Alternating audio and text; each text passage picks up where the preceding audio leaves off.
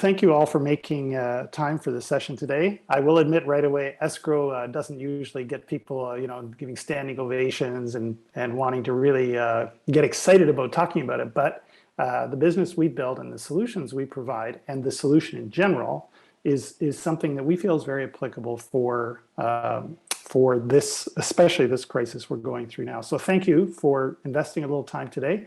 My plan is to walk through the slides in very quickly, 10, 12 minutes, 13 maximum, and then have a dialogue with you and answer your questions, because there's a lot of technical things and everybody's got a unique situation that they're dealing with or can think of unique sort of applications of this.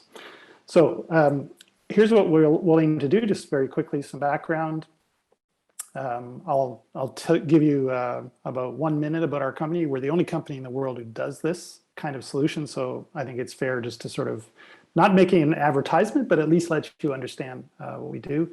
We'll explain what is escrow and then why it's a valid tool. And then specifically, the focus is then how can it help solve our business challenges and help all of our businesses prosper. So you might be asking, so why am I presenting from Paris? So this is a few shots from the lovely city. That's my family there on the left. So it's all because of a dog, a Yorkshire Terrier, that I was trying to get a job babysitting during my university days in Ottawa. And the barman overheard me calling to see if this job was still available during our year-end party. And it happened to be in one of the ballrooms at this hotel, this very mid-range hotel in Ottawa called the Beacon Arms. It's a different name now. And that led to a job where I worked there in all my summers. So I had a bit of hotel experience. I worked at the front desk and I had every possible experience you can imagine. But when I moved to Montreal to learn French, I ended up getting a job at a French hotel chain called the Meridian. I got to work on a very early edition of an Apple computer. I'm showing my age here, but that led me to write a program that I sold to the hotel. And I got this whole sort of technology experience. And around the same time, I joined SITE. And I ended up becoming the chair of the 1992 International Conference, the host committee chair, basically marshaling all the local forces in Montreal to welcome the world and this wonderful organization. So I have a long history with SITE and very proud of it. I thought I'd show you as well along the way. I had a very bad haircut there, but this was a very early edition of Insight magazine from the 1990s. And that led eventually to becoming to work for JPDL Destination Management, where I became a partner. I went to a wedding of one of our partners in Mont Tremblant, and that's where I met my future wife, who you see here in the photo on the right. That's from our wedding at the Chateau Frontenac in Quebec City. And it's because of her that we moved here to Paris 3 years ago for her job. So there you go. The world is a funny place, and you never know what's going to lead you where. But I'm delighted to be speaking to you tonight about this topic, escrow. So very quickly, what we do as a company, and when I said before we're the only company in the world who does this kind of service, there are many companies that do escrow. You can use it to buy a car or a house or software, many other things. But sort of customized for the meetings industry, we're the only company in the world that does this. So when I sold my stake in JPDL in 2014, I went on the next year to found Meeting Escrow, and we really focus on the financial side, everything to do with payments, deposits, VAT recovery, taxes, and security through this thing called escrow that we're talking about today. So these are some of the people that work with me, I'm fortunate enough. And of course, Liz Holtby in the middle, who is the chair of the Site Education Committee. So I know how hard she's worked, and I know all the volunteers who work extremely hard on this day. I thought I'd show you a letter that she wrote to me in 1993, thanking me for a great incentive program that we had organized for her in Montreal. And there she is, Liz Holtby, Operations Coordinator. She was a professional from the first day I knew her, and continues to be that way today. So a little shout out to Liz. And the sort of key things we do are we help people with payments globally, managing their foreign currency exchange, hedging their currency, and the advanced deposit escrow. So that's the blurb on Meeting Escrow as a preface to really get into our discussion today. So escrow. If you bought a house and you put money on deposit with a lawyer or an attorney in trust, you effectively participated in escrow. They've held something of value for you, and while you did the paperwork and until you got the keys and did the inspection. So escrow is really that concept. And if you'll bear with me, I want to play you a little video that illustrates that. So here's the official definition. It really does involve a third party, trusted third party, holding something of value while something is delivered. So you can get right away where we're going, the idea of holding advanced deposits for the future in escrow. But we'll get to that in a moment. So for those of you who know a show called Portlandia with Fred Armisen and Carrie Brownstein, they happen to do a little thing on escrow. So if you'll bear with me, I'm going to try to pull up this video. Hopefully you'll be able to hear this okay. Congratulations. Thank you so much. We are really excited. Can I hear her? You're very welcome. Now, as we go through the appropriate steps with your bank and your lending company, everything will be in escrow. Right, escrow. So escrow. Okay, so it's an escrow. Okay. Nice talking to you. Congratulations again. Thank you. What is escrow? What do you mean? I thought you knew, and that's why you weren't listening. No. I mean, I've heard the word a lot, but I don't really know what it is. So, you're going into escrow. Congratulations. But what exactly is escrow? To explain that, we'll have to go back to the beginning of time. We all know the ancient Egyptian gods Thoth, god of time, and Kensu, the moon god, but they had a forgotten brother by the name of Escrow, the Egyptian god of waiting 30 days, who could be identified by his many shoes. So escrow was a god? Meanwhile, across the pond, the Escrow Indians of South America believed that human life was nothing more than a period of escrow in a celestial transaction between the creators. That's making me tired. What's this? A crow? I'm the escrow. Great Oh, I cartoons. see. Well, I guess this could make it easier to understand. Dante wrote of escrow in the Inferno. I don't need to know the history of escrow when I don't know the history of the U.S. Wait, I just missed that whole thing. This egg is an escrow, though no one... And so it goes, and so it goes. So the fact is escrow, and I hope you enjoyed that little snippet, escrow is a very kind of esoteric concept, but we'll get right into that and just walk through how easy it is to understand and how we can apply it. So how do we make use of this and turn it into a solution for business events? And by business events, I mean incentives, meetings, conferences, anything to do with the world that we're part of in this incentive travel industry.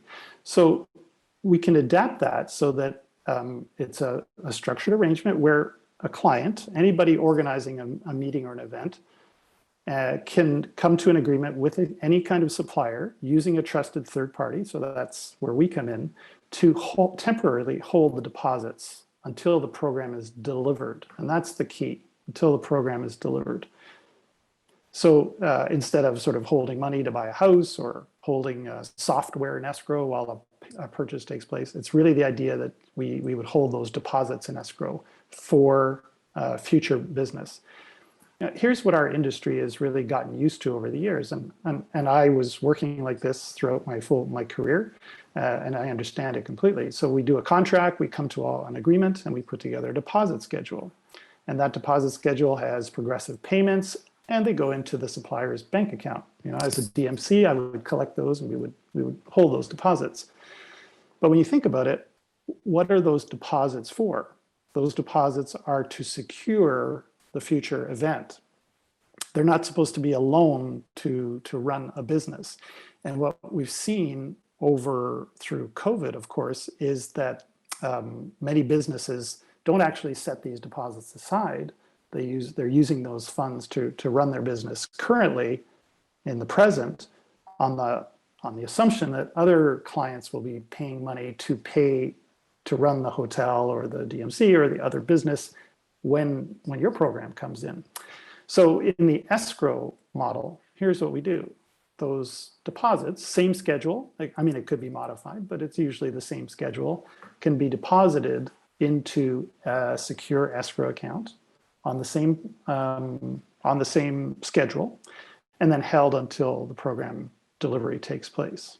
And that's the essence of the escrow concept. It's held in a secure escrow account, defined, protected by an escrow contract.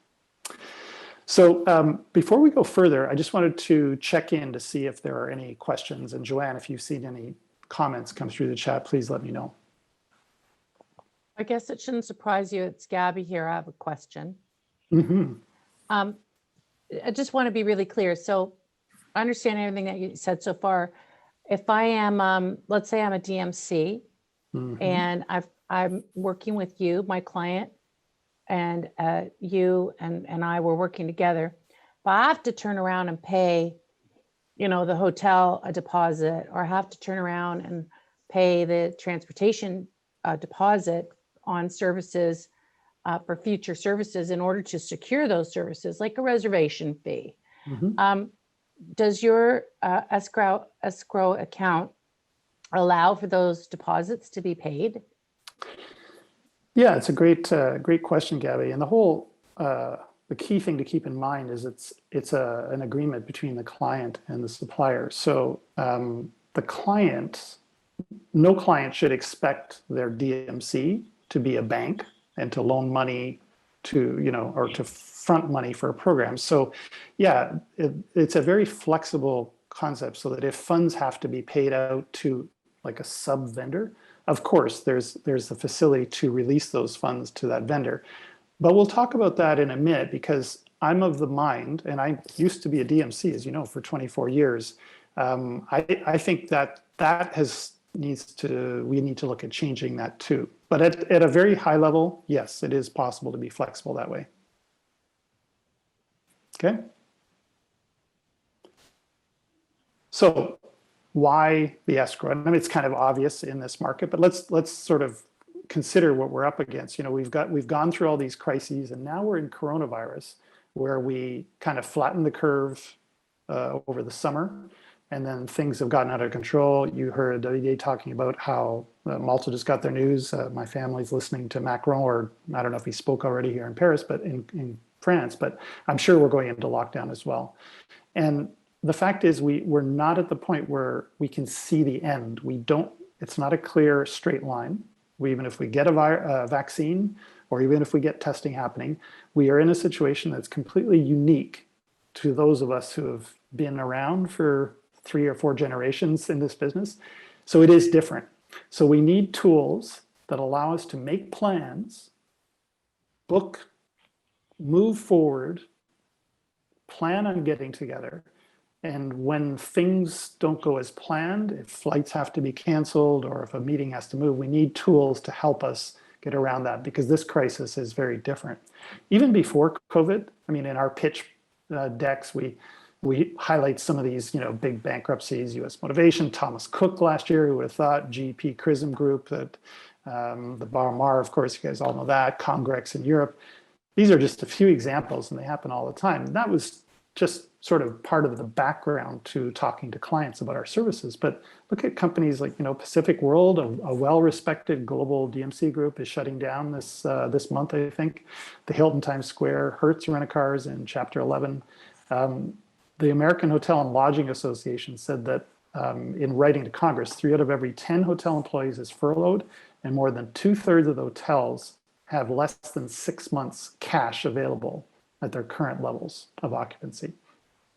So the context now, if you're a client putting money out into the market for deposits, is that you realize, it's not Marriott or Hyatt or Accor, Fairmont, Lowe's that you're dealing with.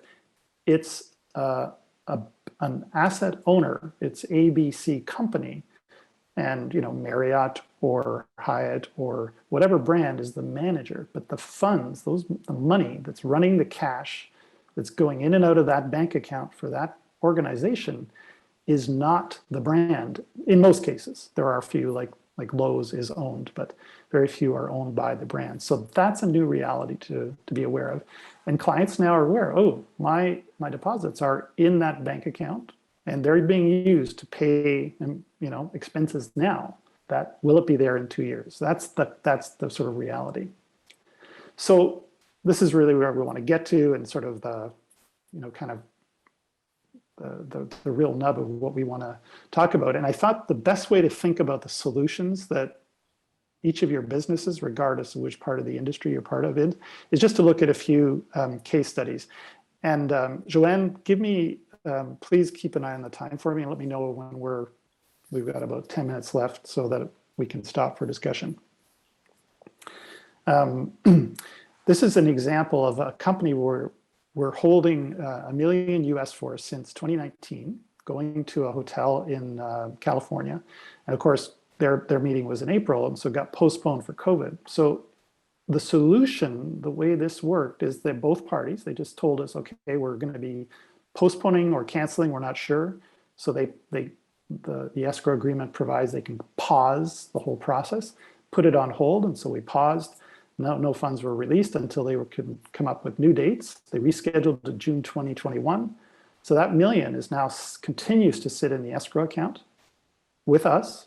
It's earning interest for that client, and the hotel has not lost that program. They would have had to refund the money under force majeure. They didn't. In this case, they opted not to. They said, if you leave it in the escrow, there won't, we can just rebook for the next year. And it suited the client as well, because as you know, once money goes back into Treasury, sometimes those meetings just never happen again. So this made sure that the meeting continued, and both parties were delighted with the result. In this example, another example of a solution, a US insurance company going to Victoria for July of this year. Both hotel and the DMC advance deposits were all in escrow with us. And the client decided they just didn't see their way to the future of making this happening because of the question marks around COVID. So they just decided to cancel their April 2020 program without invoking force majeure. So we paused and no funds were released while they had their discussions. And I'm very proud to say that, and this was all, our friend Liz Holtby doing the actual work as our VP of operations. It was 11 days from the initial notification to us until the funds were all released either to the hotel, to the DMC, and back to the client based on the final cancellation policies. So it was really, really a beautiful, easy, smooth process.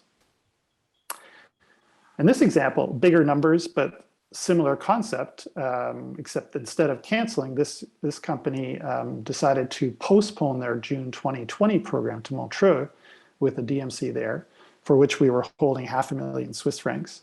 They decided the soonest they could travel back there would be in 4 years. And the DMC said, well, I'll kind of waive most of my cancellation fees if you leave that money in escrow.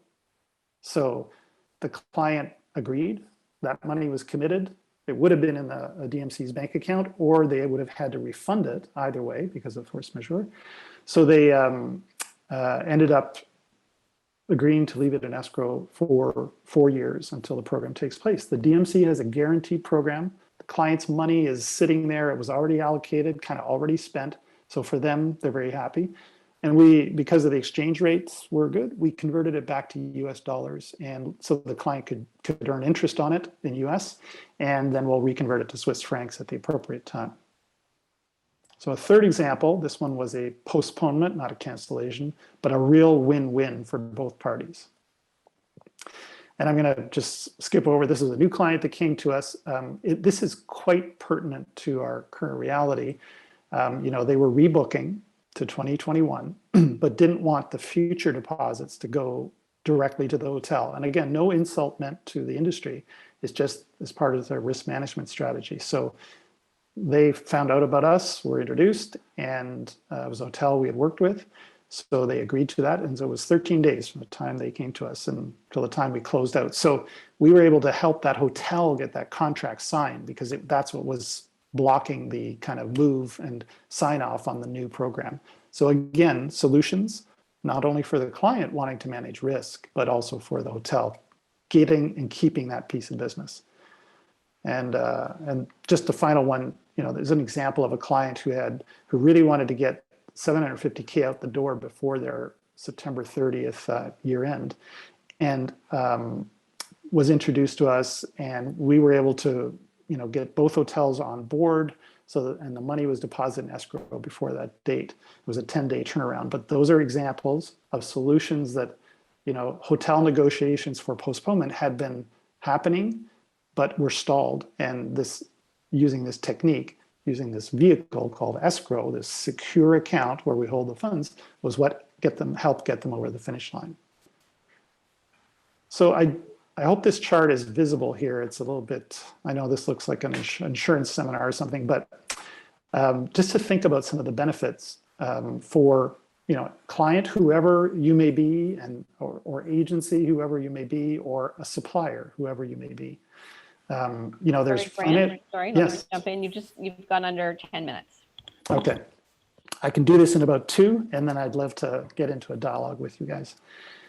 So there's, yes, obviously for a client, there's protecting their deposits, but think about it. If you're a third party trying to collect from a client, or if you're a third party who's collecting the funds and then paying them to suppliers, you benefit as well from this. And then if you're a supplier and you're working with maybe a small third party who's working with a big corporate client, you want to make sure that there's not going to be a problem on either of these two. So there's benefits to the escrow for everybody in the chain. Here's what I'm really keen about right now is to help people restart the booking. We believe, with health and safety, obviously, is the first priority, but with vendors around the world providing more flexibility for cancellation and rebooking. But the third piece is, what about the actual security that you're willing to put down, like a deposit? Are we going to put down a deposit in Malta if you're in the US? It seems so far away in this crazy world we're living. But if with the escrow process, they have that confidence, they can go ahead, make that deposit, knowing that with the contract flexibility from the suppliers, plus the health and safety piece in place, they can make a booking with confidence. So that's kind of I think, a big benefit right now. These are sort of a little bit more technical, but certainly from what we've seen so far in the few years we've been in business, it certainly accelerates all the negotiations around cancellations. It's easier to get more money in deposits sooner from a client when they know it's going into an escrow account. It reduces the back and forth of payables. Clients can earn interest on their deposits, which is something you don't normally do. And it's extremely flexible with managing all the multiple postponements that can happen. Think about $500,000 sitting in escrow for a program that's happening later in November, and then there's a new lockdown. So you can't travel, let's say, to Malta. So postpone to May. All that has to happen from our end is just changing the escrow dates. That's it. There's no refund, exchange, back and forth, certifying, getting checks or wire transfers, nothing. You can reschedule as many times as you like with the escrow process so that it can be adaptable to a very unpredictable marketplace like we're in right now. Health and safety, contract flexibility, and this financial security, we believe this piece that's called escrow is a technique that can help us move our industry forward. And we've got a program now to certify vendors to say, okay, I accept the escrow. Gabby, to your point earlier, if a vendor needs some money to pay their vendors, like transportation, catering, and so on, they can join on as a silver so that some funds are released in advance to cover those deposits. There's so much we could get into, but I want to take the last few minutes and get into answer your questions, have conversation, and talk a bit more about this. So thank you very much. Through what is quite a dry topic, I know, but thank you for listening. Thanks, Grant. That was great. Not so dry, very interesting, especially in the times that we're in right now. I do have a couple of questions here. First one's from Diane. What happens with exchange rates? Who benefits from that? Yeah, so that's a great question. First of all, we don't benefit. We don't make any money on the clients, just specifically with our business. And we didn't talk about it, but we have escrow accounts in 20 different currencies. So the idea there is to protect your organization from currency fluctuations. So you can either tell us which currency you want it in, one of those 20, or if it's not available, you can say, okay, we want to hold it in Canadian or US, and we'll agree to top it up if need be, if it's not enough to cover the supplier's equivalent in their local currency. So nobody benefits in our model. It's strictly cost efficiency and the best thing to manage risk for you. So maybe a follow-up question to that. Is there any kind of fee involved to your client? Yes, we are not a nonprofit. We are a for-profit business. And I didn't want to make it an advertisement, but just since the question has been asked. So our model is very transparent. We charge an annual fee to our clients and then a per program fee based on how much money we're protecting. So we don't make any money on the interest. US and Canadian accounts, trust accounts, earn interest that goes to the client. And we don't earn like interest on that float, and we don't earn any revenue on the exchange. So that's to make sure that our interests are aligned with yours. So we're not doing things that would put your funds at risk. Yeah. Right. Good. Okay. I have a question here from Malaya. Hi, Malaya. Hi, Malia. Do you find yourself in the center of a lot of contract battles, especially during this time? Do you end up acting as a moderator? That's a great question. Our escrow agreement really provides that if you want the escrow agreement, something to happen other than what we've been mandated to do, you have to both agree on it. So it's really the supplier contract always prevails, right?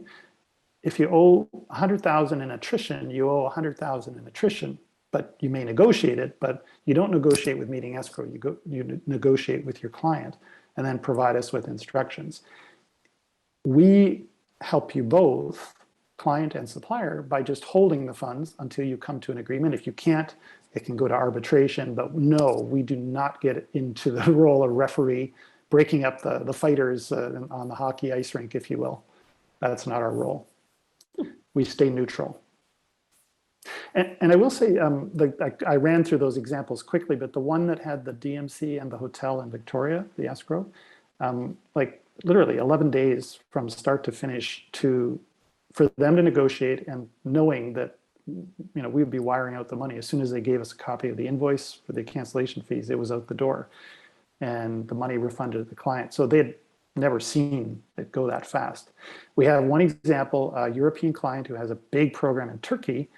They had us process payment to the DMC, and Gabby, this is maybe an example, a big amount that was paid out to a hotel. The DMC, it wasn't an escrow situation, we were just doing the payment for them. So the problem is the hotel doesn't want to give the money back, and the DMC can't give it to the client, right? So we're cautioning people about paying huge deposits on behalf of other parties, right? It's much safer to just keep it, because that puts the DMC in a very precarious position if the bottom falls out and the hotel doesn't refund the money or can't for whatever reason. But we don't get in the middle of that. Does that answer your question, Malaya? Oh, I have another question here. Let's see, from Maria Dacuna. What is the major benefit for the client to put the funds in escrow versus to hold those monies themselves until payment is due to suppliers?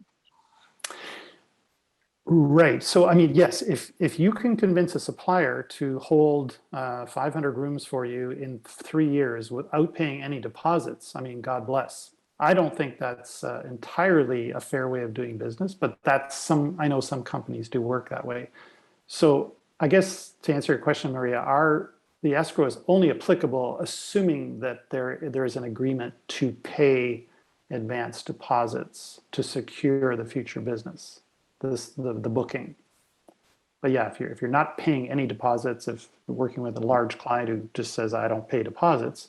And I remember talking to the head meeting planner from FedEx 3 years ago, and with her southern accent, she said, Grant, we're FedEx, we don't pay deposits. That's how it came out. So I said, okay, I have nothing to sell you.